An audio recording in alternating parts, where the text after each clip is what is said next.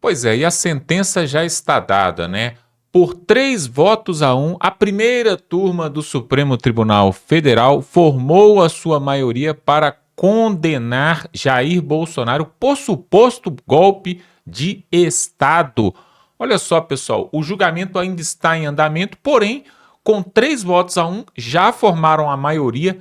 E agora nós vamos ver aqui essa questão e uma outra questão muito importante que o próprio Fux citou, e o Fux pode fazer uma reviravolta nesse cenário aqui. Essa questão pode mudar tudo. O ex-presidente teria supostamente, de acordo com a matéria, sido cabeça do que a maioria dos ministros entendeu como uma tentativa de ruptura institucional. É a matéria aqui da revista Oeste, está descrevendo aquilo que os juízes, chegaram à conclusão, e na tarde dessa quinta-feira, no dia 11, o Supremo Tribunal formou a maioria para condenar o ex-presidente Jair Bolsonaro. Uma lástima, uma verdadeira lástima, e o Fux, ele deixou bem claro que esse processo não era para estar sendo julgado ali na primeira turma e principalmente do STF, porque o Bolsonaro não tem foro privilegiado, porém, nós vamos entender aqui por que tudo isso aconteceu. A maioria votou pela condenação e formou, graças ao voto da ministra Carmen Lúcia, que foi a última a votar até agora, ela teve o mesmo entendimento do relator, o Alexandre de Moraes, e do Flávio Dino, no julgamento da primeira turma. E aí, teve um voto ainda divergente do Fux, porém, nós sabemos que como são 5 ministros, já formando aí 3-1, não tem como desempatar isso aí, não tem como virar esse jogo, E aí a matéria vai falar mais aqui. Olha só, a maioria dos ministros entendeu que o ex-presidente Jair Bolsonaro, nós estamos falando de uma pena, pessoal, de 43 anos de prisão e que pode começar a ser cumprida a qualquer momento. Muitos estão falando que essa pena de Jair Bolsonaro, que inclusive o último voto aqui foi da Carmen Lúcia, que eles poderiam prender Bolsonaro no próximo sábado. E que dia que é o sábado? Dia 13. 13 é o número do PT. Olha que coincidência, que se talvez não é uma coincidência proposital, Aí teria aqui ainda uma outra parte da matéria que fala o seguinte: o Bolsonaro ainda pode recorrer da decisão. No meio político, a condenação é vista como um marco para o futuro da direita do Brasil. Amando de Moraes, o ex-presidente, cumpre já uma prisão domiciliar desde o dia 4 de agosto. Parece que foi outro dia, Parece que foi agora mesmo. Mas, pois é, pessoal, já vai fazer um mês que o Bolsonaro está ali na sua residência sem poder sair, sem poder se comunicar com qualquer pessoa. Ele tem um grupo de pessoas que está autorizado a ele se comunicar. E aí, pessoal, dentro desse julgamento, os 3 ministros que foram indicados, por Lula, Dilma e o Alexandre de Moraes foi indicado pelo Michel Temer, eles concordaram, e o Zanin deve entrar também na mesma pegada, que o Bolsonaro e os outros 7 condenados, eles participaram de uma trama golpista, que aí envolve, como o Fux falou, envolve a questão do 8 de janeiro, que é aquela baderna que nós já conhecemos, envolve a trama golpista, com a minuta do golpe, com o punhal verde e amarelo, com aqueles recadinhos ali que foram mandados um para o outro, e ainda culminando ali com o Jair Bolsonaro subindo no carro de som, fazendo live ali e falando contra as urnas eletrônicas, e ainda subindo no carro de som do Silas Malafaia e ainda se reunindo com embaixadores. Por causa disso tudo, que é um crime terrível, tremendo, que nós nunca vimos no planeta Terra,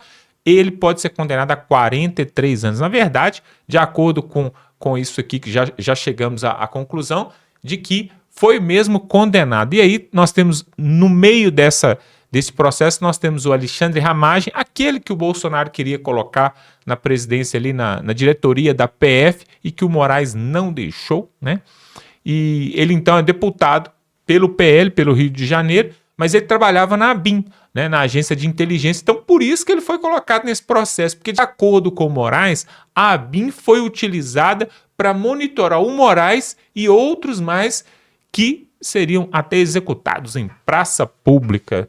Pessoal, esse pessoal tem uma criatividade.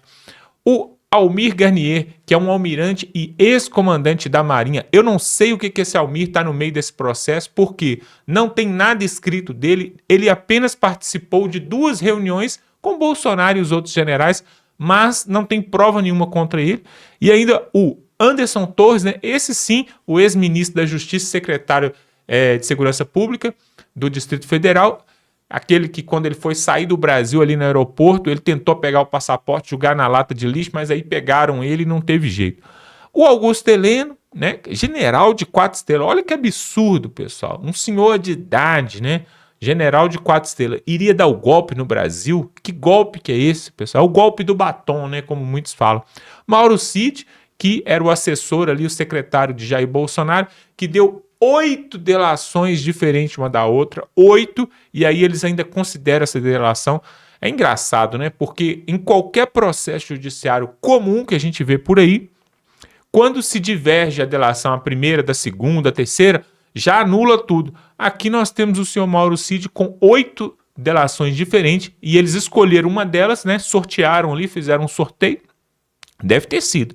E o tenente-coronel, que é ex-ajudante do presidente da República, ele também está no meio aí desse barco, né? O Paulo César Nogueira, né, que é ex-ministro da Defesa, aquele também que ele era ministro e o Bolsonaro o demitiu, né, por divergências ali, e aí foi colocado no meio aqui do barco. E o Walter Braga Neto, que seria então o vice de Jair Bolsonaro para o segundo mandato de Bolsonaro. No primeiro mandato foi o Hamilton Mourão, e no segundo mandato, quem concorreu ali em 2022 foi o Walter Braga Neto, que também é general da reserva. E eu falei um nome aqui, não sei se vocês observaram, né? Hamilton Mourão, general Hamilton Mourão. Alguém sabe me dizer onde ele está? Porque aqui, pessoal, como que o Hamilton Mourão não participa aqui dessa situação? Como que ele não é um dos investigados? Tem esse primeiro núcleo aqui com esses 7, mais o Bolsonaro. Tem o segundo núcleo e o terceiro núcleo. Aí eu te pergunto, pessoal, por que o Hamilton Mourão não está em nenhum? Ele não participou de nada? Muito suspeito, né? E aí nós temos ainda, pessoal, essa denúncia que foi apresentada pela PGR, né? E colocou esses 8 réus ali nesse primeiro núcleo. Agora eles se tornam condenados pelo STF. Então, ou seja, já não tem mais como. Já teve o julgamento, né? Cabe recurso, cabe tudo, tal, mas nós já sabemos como que funciona a política e a justiça no Brasil, né? Então, eles formam aí o primeiro núcleo dessa tal trama golpista. Eu vou só ler aqui os crimes que eles imputaram a Jair Bolsonaro e os outros réus, porque eu tenho uma outra coisa muito importante para mostrar para você, que presta atenção, você vai ficar de queixo caído. O Fux falou sobre isso, eu não acreditei, eu falei assim, eu tenho que comprovar. E eu fui buscar essa notícia e é muito interessante. Olha os crimes, só para você ter uma ideia. Formação de quadrilha. Imagina o general Heleno com 930 anos, formação de quadrilha, pessoal. Mauro Cid, não deve fazer mal nem para uma barata. Golpe de Estado, tentativa de abolição do Estado Democrático de Direito. Vai abolir todo o Estado Democrático de Direito, como a minuta do golpe. Dano qualificado aos bens, aos patrimônios, deteriorização dos patrimônios públicos. Ninguém ali quebrou nada. Quem quebrou foi aquele povo baderneiro lá do 8 de janeiro. Uma turma pequena, e que devem ser condenados e pagar pelos seus erros ali. Agora, tem uma outra matéria aqui que eu faço questão de mostrar. Olha só, o Fux citou essa matéria aqui, pessoal. Ele citou, ele não deu a fonte, mas ele citou. Aliás, ele deu uma fonte internacional, mas aqui nós pegamos no portal 360, Poder 360. Você sabia que o Brasil é o 80º no ranking global de Estado de Direito? O que é isso? Confuso, né? Essa matéria aqui ninguém viu, não mostraram para ninguém. Pois é, tem um índice que avalia 142 países. Presta atenção, olha aonde que nós moramos, nós habitamos, o país que nós vivemos. Isso aqui você vai ficar de queixo caído. Tem um ranking que avalia 142 países em critérios como corrupção, direitos fundamentais e justiça, democracia. E sabe quem que lidera isso tudo, pessoal? Na liderança está a Dinamarca. É o país mais livre, que respeita mais a justiça, menos corrupto. E quem é o último? Só poderia ser a Venezuela. Mas, para nossa surpresa, pessoal, vamos aqui direto aos números, né? Vamos direto aos números. Olha aqui, ó. Tem um ranking aqui.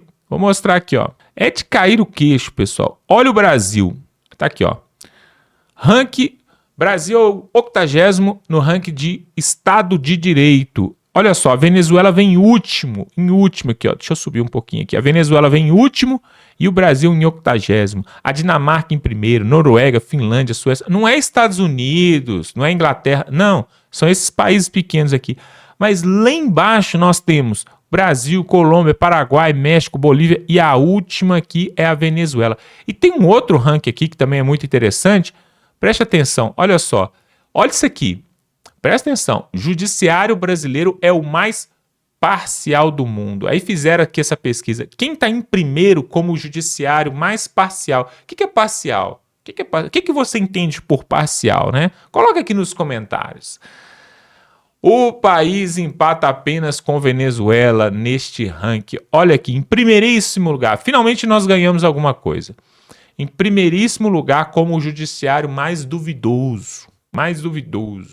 Brasil. Em segundo lugar, Venezuela. Por quê? Porque o Hugo Chávez e o Maduro sequestraram ali a justiça também da Venezuela. E assim, o Brasil e a Venezuela estão de mãos dadas em primeiro e segundo colocado como país que tem a justiça mais parcial, ou seja, né, mais duvidosa. Aí em terceiro vem El Salvador. El Salvador, pessoal, é aquele país que há pouco tempo o Bukele, né, o atual presidente que tomou posse ali, parece que foi ano passado, ele prendeu de uma vezada só, de uma tacada só, 2.000 prisioneiros. 2.000 pessoas. Ele pegou e prendeu todo mundo. Depois nós temos Mianmar, pessoal. Ditadura. País com ditadura. Esses 4... Olha só, presta atenção. Dos 4 primeiros colocados aqui, que tem a justiça mais duvidosa, o Brasil está em primeiro colocado. De acordo aqui, eu vou citar a fonte para vocês não... Depois, quem quiser consultar, ó, fonte, Índice do Estado de Direito 2024, né, foi feito no ano passado, do projeto Justiça Mundial da WJIP, tá? É um órgão internacional, então isso aqui não é balela, não é conversa, a fonte está aqui. Se tiver algum esquerdista aí nos assistindo, pode ir lá e conferir, tá bom? WJIP. Olha só, dos 4 primeiros colocados, o Brasil lidera e nós temos outras 3 ditaduras. Ou seja, você acha que o Brasil já é uma ditadura de acordo com esse ranking aqui? Responda aqui nos comentários. Olha quem vem logo depois, né? Nós temos o México. Sabia que o México é o país mais violento das Américas? Se pegar todas as Américas, lá de cima do Canadá, do Alasca, até lá embaixo no Uruguai, o país mais violento é o México. E ele está aqui em 5º colocado. Aí nós temos o Líbano. Toda vez que você lembra do Líbano, você lembra de guerra, de destruição. E aí nós temos quem? Afeganistão, pessoal. O Afeganistão tem um sistema judiciário melhor do que o Brasil. O Líbano, o México, Mianmar, El Salvador, até a Venezuela. Mais confiável, um sistema judiciário mais confiável. E aí tem outros países aqui, né? Ou seja, pessoal, é uma lástima isso que nós estamos vendo aqui no Brasil. E tá aqui, ó. Tá essa foto aqui que a revista Oeste colocou o Bolsonaro aqui com a mão na boca aqui. Primeira turma do STF forma a maioria para condenar Bolsonaro por suposto golpe de Estado. Uma vergonha. Nós vimos nessa semana ali um ativista de direita nos Estados Unidos que foi baleado, foi morto. Por quê? Por causa de perseguição da esquerda. E aí, pessoal, já tentaram matar o Donald Trump, já tentaram matar esse cidadão que você está vendo aí, ó, né? O Jair Bolsonaro. E tudo isso acontece, sabe por quê, pessoal? Tudo isso acontece porque o povo brasileiro não se posicionou quando poderia. Lá atrás, quando o Lula estava preso, o povo achou que estava tudo bem. Aí Bolsonaro ganhou, só festa, só love, só ouro, né? Só ouro, pessoal. E aí, deixaram chegar nessa situação. E, infelizmente, pessoal, eu acho pouco provável a defesa de Jair Bolsonaro conseguir reverter essa situação, porque agora a PGR falou que indiciou, né, fez a denúncia. O STF acatou. Houve o julgamento. 3-1, já tá, o Zanin vai votar a favor também, então vai ficar 4-1. Agora o que só falta? Eles vão dar o prazo para a defesa, né? Para a defesa se manifestar, mas vai correr esse processo aí e ele vai mesmo ser 43 anos de prisão, pessoal. Seria então o fim da direita? O que você acha? Coloca aqui nos comentários, eu quero saber da sua opinião aqui sobre esse processo judicial e o futuro do Brasil, até mesmo quando você olha aqui, pessoal, esse ranking aqui do judiciário mundial aí, em 142 nações que foram colocadas aqui, o Brasil aparece em primeiro com o sistema judiciário mais duvidoso, mais parcial, né? É aquele sistema judiciário que você não sabe, é o juiz de futebol que você não sabe para que time que ele torce. Aqui no Brasil nós já sabemos para que lado que o juiz torce, né?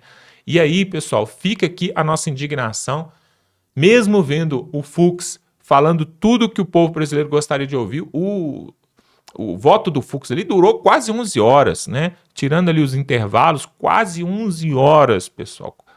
Começou num dia, terminou no outro.